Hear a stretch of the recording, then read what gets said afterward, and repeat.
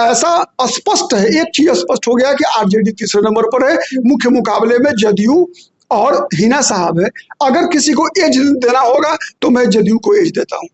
यानी यहाँ रितु जायसवाल कहीं ना कहीं बढ़त में है शिवहर लोकसभा में। जायसवाल को बढ़त है वहां पर, किस हर विघ्न बाधा को पार करते हुए संजय जायसवाल को एज है वहां पर। यानी पश्चिमी चंपारण से संजय जायसवाल लगभग जीत रहे हैं, ये तस्वीर सामने आई है। आगे से वो चुनाव को, फिर जो चुनाव हाथ से बाहर जा रहा था उसको उन्होंने मैनेज किया और कहीं ना कहीं आज जीतने की स्थिति में है। अपर एज राधा मोहन सिंह को है मोतिहारी में। वैसे नरेंद्र मोदी के नाम पर जो है वो सब मामला जो है सलटते हुए अब मुझे लगता है कि वाल्मीकि नगर में भी एनडीए को साफ एज दिख रहा है।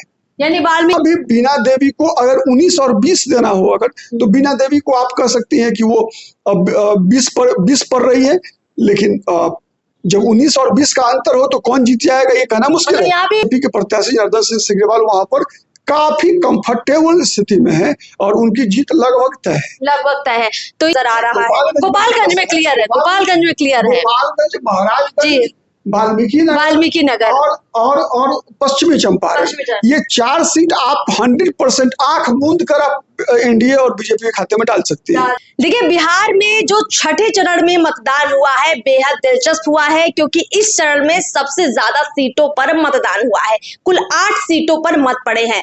माना यह जा रहा है कि 8 सीटों में सिवान और शिवहर हॉट सीट है। इसके अलावा पश्चिमी चंपारण, पूर्वी चंपारण, गोपालगंज जैसी सीटें भी हैं, वैशाली भी है।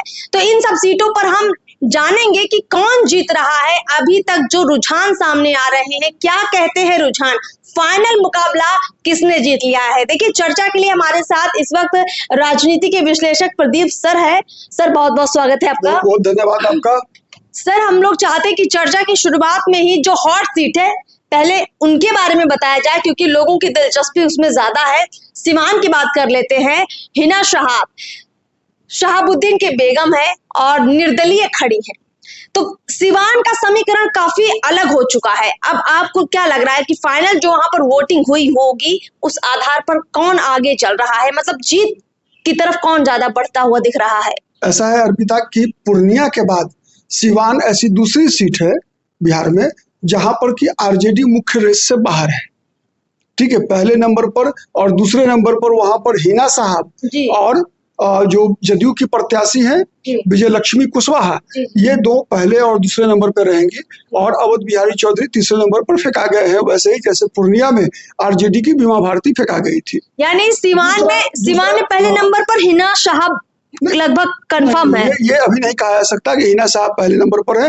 हिना साहब मुख्य मुकाबले में है। हिना साहब, हाँ, वहाँ 2 चीजें मैंने बताया ना, पूर्णिया और सिवान में समानता है कि एक तो माई समीकरण टूट गया सिवान में, वैसे ही जैसे पूर्णिया में टूट गया था। ठीक है, दूसरा कि निर्दलीय प्रत्याशी कोई मुख्य मुकाबले में है वो और आरजेडी बाहर हो जाए मुख्य मुकाबले से, तो वो सिवान में भी पूर्णिया के बाद ऐसी दूसरी सीट है सिवान जहां पर कि ऐसी परिस्थितियां है। ठीक है, अब इसका फायदा एनडीए उठा पाती है नहीं उठा पाती है, ये देखने की चीज है। परिणाम तो 4 जून को आएगा, परिणाम के बारे में कोई भी व्यक्ति दावे के साथ नहीं कर सकता, लेकिन ऐसा स्पष्ट है, एक चीज स्पष्ट हो गया कि आरजेडी तीसरे नंबर पर है, मुख्य मुकाबले में जदयू और हिना साहब है।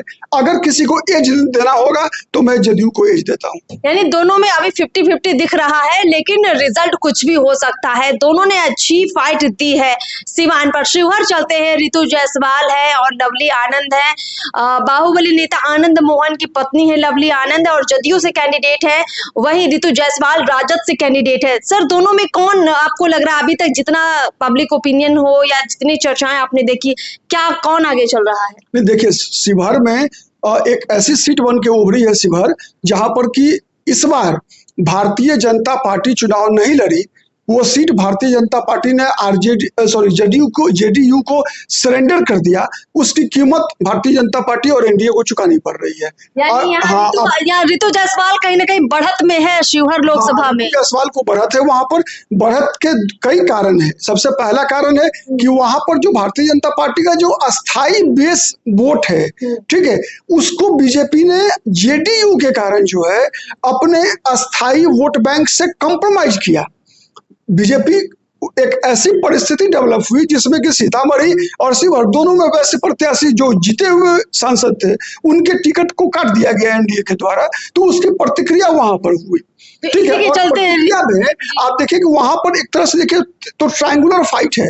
ठीक है, तीसरे नंबर पर अखिलेश्वर दास रहेंगे। अखिलेश्वर दास कुछ दिन पहले भारतीय जनता पार्टी ज्वाइन किए थे और आपने देखा होगा मीडिया में उस समय में आता है कि जूनियर योगी, हाँ, ठीक है, दूसरा योगी, बिहार का योगी के रूप में अखिलेश्वर दास को प्रोजेक्ट किया गया था। तो अखिलेश्वर दास वैसे वर्ग से हैं तो कुछ वोट उन्होंने भी काटा है अपनी जाति का, नंबर 1। नंबर 2, हिंदूवादी जो मतदाता हैं उनका भी वोट अखिलेश्वर दास को मिला है। ठीक है, और इस कारण से मुझे लगता है कि लवली आनंद वहां पर जीतने की रेस से तो बाहर है। ठीक है, अगर हम ऋतु जायसवाल को अपर एज है, इसमें कहीं कोई शक नहीं है। चलिए बढ़ते अगली सीट की तरफ। सर गोपालगंज का क्या मुकाबला है, वहां पर कौन आगे चल रहा है रेस में? जिस तरह से बीजेपी ने अपनी सीट छोड़कर शिवहर में सरेंडर किया जेडीयू के समक्ष, उसका परिणाम बीजेपी और एनडीए को भुगतना पड़ा। उसी तरह से मुझे लगता है कि वहां पर जो वीआईपी का कैंडिडेट है, जिस प्रकार से कैंडिडेट की घोषणा हुई तो एक तरह से एनडीए को वॉकओवर दे दिया गया है। मतलब वहां पर मुझे लगता है कि सर्वाधिक मतों से एनडीए की जीत होगी। सर बाकी जो सीटें उन पर भी हम चाहेंगे आप दर्शकों को बताइए कि यहाँ कौन जीत रहा है। पश्चिमी चंपारण, पूर्वी चंपारण की बात कर ले अगर। नहीं, पश्चिमी चंपारण में देखिए संकट था संजय जायसवाल के लिए। जिस प्रकार से कांग्रेस ने कांग्रेस या कहिए महागठबंधन ने एक नए सामाजिक समीकरण का प्रयोग किया और ब्राह्मण प्रत्याशी को उतार दिया वित्तिया में, तो उसका शुरुआती दौर में ऐसा दिखा कि एनडीए का जिस प्रकार से वैसे मतदाता शिवहर में जो है टूट कर चले गए आरजेडी के साथ, ओके, वैसे ही एक संकट था कि जो आधार वोट बीजेपी का रहा है ब्राह्मण, वो एकदम से लगा कि मदन मोहन तिवारी के साथ चले गए। लेकिन अंतिम क्षणों में एक तरह से कह सकती हैं आप कि उसको कवर अप जो है एनडीए के द्वारा किया गया। और आज के डेट में जिस प्रकार से वहां पर मतदान हुआ है उसमें आप कह सकती हैं कि हर विघ्न बाधा को पार करते हुए संजय जायसवाल को एज है वहां पर। यानी पश्चिमी चंपारण से संजय जायसवाल लगभग जीत रहे हैं, ये तस्वीर सामने आई है। आगे की जो सीट है वैसे ही पूर्वी चंपारण में भारतीय जनता पार्टी के सबसे वरिष्ठ सांसद, मैं भारतीय जनता पार्टी ही नहीं बल्कि कहूँ कि बिहार के सबसे वरिष्ठ सांसद जो कि शायद 7वीं बार चुनाव लड़ रहे हैं, 6 बार चुनाव जीत चुके हैं, ऐसे राधा मोहन सिंह वहां से चुनाव लड़ रहे थे। शुरुआत के दिनों में वहां भी जिस प्रकार से जातीय समीकरण का एक नया प्रयोग आरजेडी के द्वारा किया गया, महागठबंधन के द्वारा किया गया, तो लगा कि उनकी भी स्थिति खराब है। लेकिन चूंकि राधा मोहन सिंह काफी अनुभवी व्यक्ति रहे, वो जातीय समीकरण के आधार पर उनका चुनाव जीतना नहीं होता है, उनका व्यक्तिगत संगठनात्मक कौशल इतना बेहतर है जिस कारण से वो चुनाव को फिर जो चुनाव हाथ से बाहर जा रहा था उसको उन्होंने मैनेज किया और कहीं ना कहीं आज जीतने की स्थिति में है। अपर एज राधा मोहन सिंह को है मोतिहारी में। वैसे ही वाल्मीकि नगर में भी मैं कहूं तो वाल्मीकि नगर में जिस प्रकार से जो कांग्रेस के पूर्व प्रत्याशी थे प्रवेश मिश्रा, आपको पता होगा कि वाल्मीकि नगर में ब्राह्मणों की भी अच्छी खासी संख्या है, तो प्रवेश मिश्रा निर्दलीय इस बार लड़ गए। क्योंकि महागठबंधन से जो है आरजेडी ने वो सीट ले ली कांग्रेस से और दीपक यादव को, एक व्यवसायी है दीपक यादव, उनको चुनाव लड़ाया। ठीक है, तो परिणाम स्वरूप क्या हुआ कि कांग्रेस के जो पूर्व प्रत्याशी थे प्रवेश मिश्रा वो निर्दलीय लड़ गए। तो बीजेपी के सामने एक संकट था वहां पर एनडीए के सामने, चूंकि जदयू के जो प्रत्याशी है सुनील कुशवाहा, तो उनको लगा कि नहीं यहाँ पर सवर्ण का वोट जो है, चूंकि ब्राह्मणों की और साथ राजपूत और भूमिहार की भी कुछ ऐसी संख्या है वहां पर वाल्मीकि नगर में, तो वो कटता हुआ दिखा शुरुआत के दिनों में। लेकिन बाद में जो है नरेंद्र मोदी के नाम पर जो है वो सब मामला जो है सलटते हुए अब मुझे लगता है कि वाल्मीकि नगर में भी एनडीए को साफ एज दिख रहा है। यानी वाल्मीकि नगर से भी एनडीए के कैंडिडेट चुनाव जीत रहे हैं, ये तस्वीर सामने आई। अब सर 2 सीटें बची है मेरे ख्याल से, अब उनका महाराजगंज और वैशाली, उनका क्या समीकरण बन रहा है, कौन जीत रहा है? वैशाली में बहुत ही फाइट क्लोज है। अच्छा, ठीक है, उसमें भी जो मैंने बताया ना कि इस बार जो आरजेडी एक नए प्रकार का प्रयोग की है बिहार में कि कई संसदीय क्षेत्रों में आरजेडी ने जो पारंपरिक रूप से जिस प्रकार से प्रत्याशी का चयन किया करती थी आरजेडी, उससे अलग हटकर इस बार, जैसे फॉर एग्जाम्पल मैं कहूं तो कभी भी आरजेडी किसी भूमिहार को चुनाव नहीं लड़ाती थी, इस बार वैशाली से मुन्ना शुक्ला को लड़ाया। ठीक है, तो मुन्ना शुक्ला को लड़ाने का परिणाम क्या हुआ कि वहां के भूमिहार जाति के लोग जो आरजेडी का बेस वोट बैंक माना जाता है, वो कहीं ना कहीं उसके अंदर डिवीजन दिख रहा है वहां पर। ठीक है, और इस डिवीजन के कारण जो है, और दूसरा स्थानीय स्तर पर वीणा देवी के प्रति एंटी इनकम्बेंसी का भी फैक्टर था। ठीक है, तो इन सब कारणों से थोड़ा सा स्थिति चुनौतीपूर्ण है वहां पर, लेकिन क्लोज फाइट है, वहां पर कहना मुश्किल है कि कौन जीतेंगे। ठीक है, लेकिन जो जो अगर मैं अस्थाई समीकरण की बात करूं अगर, तो वहां भी बीना देवी को अगर 19 और 20 देना हो अगर, तो बीना देवी को आप कह सकती हैं कि वो 20 पर रही है, लेकिन जब 19 और 20 का अंतर हो तो कौन जीत जाएगा ये कहना मुश्किल है। यहाँ भी जो वैशाली का भी रिजल्ट है वो थोड़ा सा चौंकाने वाला हो सकता है। 19-20 का मामला यहाँ भी चल रहा है, तो ऐसे में फाइनल किसी को नहीं कहा जा सकता है। बच्चे सर मेरे ख्याल से महाराजगंज बचा हुआ है, महाराजगंज में क्या लगता है? जो जिस प्रकार से वहां पर वो सीट पर्टिकुलरली बीजेपी से भी राजपूत प्रत्याशी लड़ते थे, इस बार भी लड़े। जनार्दन सिंह सिग्रीवाल काफी वरिष्ठ है, तीसरी बार लड़ रहे हैं चुनाव लोकसभा का, और वहां से था क्या कि आरजेडी की तरफ से प्राय जो है प्रभुनाथ सिंह वहां से चुनाव लड़ा करते थे। इस बार क्या हुआ कि वहां से महागठबंधन की ओर से जो है कांग्रेस ने प्रत्याशी दिया अपना, अखिलेश सिंह जो कांग्रेस के प्रदेश अध्यक्ष है, उनके पुत्र आकाश सिंह वहां से चुनाव लड़ रहे हैं। लेकिन वहां भी एक तरह से गोपालगंज वाली स्थिति है कि वहां पर कैंडिडेट इतने कमजोर साबित हो रहे हैं कांग्रेस के। एक तो बाहरी है, एक तो बाहरी और स्थानीय का मुद्दा चला वहां पर। दूसरा मुद्दा चला कि भाई अखिलेश सिंह मतलब एक परिवारवाद का भी मुद्दा वहां पर चला।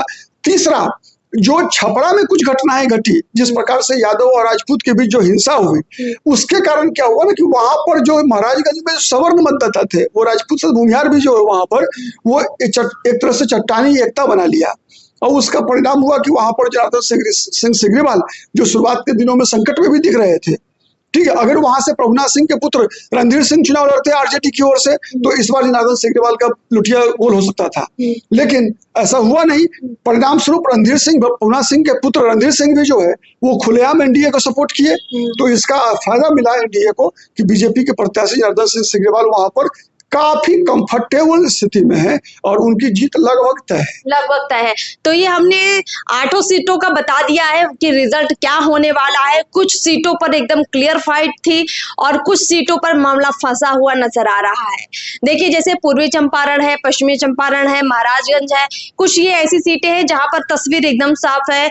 और जहां तक शिवहर की बात कर ले, शिवहर में भी लगभग क्लियर है कि वहां पर कौन जीत रहा है। लेकिन अगर सिवान की बात करें या फिर हम गोपालगंज की बात करें, यहाँ पर थोड़ा सा मामला फंसा हुआ नजर आ रहा है। गोपालगंज में क्लियर है, गोपालगंज में क्लियर है, महाराजगंज, वाल्मीकि नगर और पश्चिमी चंपारण, ये 4 सीट आप 100% आंख मूंद कर आप एनडीए और बीजेपी के खाते में डाल सकती है। तो कुल मिलाकर ये जो छठा चरण है बहुत ज्यादा एनडीए के लिए फायदेमंद साबित हो सकता है।